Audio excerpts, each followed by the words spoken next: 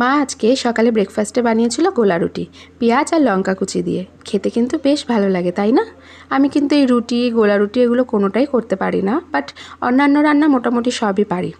এদিকে মা তেলাপিয়া মাছ নিয়েছিল, যার কাছ থেকে নিয়েছিল উনি মাছটা ভালো করে কেটে দিয়েছে। আমি শুধু একটু ধুয়ে রাখছি মাছগুলোকে, কারণ মা আজকে এই মাছটা রান্না করবে না। আর তেলাপিয়া মাছ দেখবে একটু লবণ দিয়ে ভালো করে না ধুলে কিন্তু পরিষ্কার হয় না ঠিকভাবে। আজকে মা মনে হচ্ছে চিংড়ি মাছগুলো দিয়ে কিছু একটা করবে, হয় লাউ ঘন্ট করবে, না হলে এঁচোড় চিংড়ি করবে।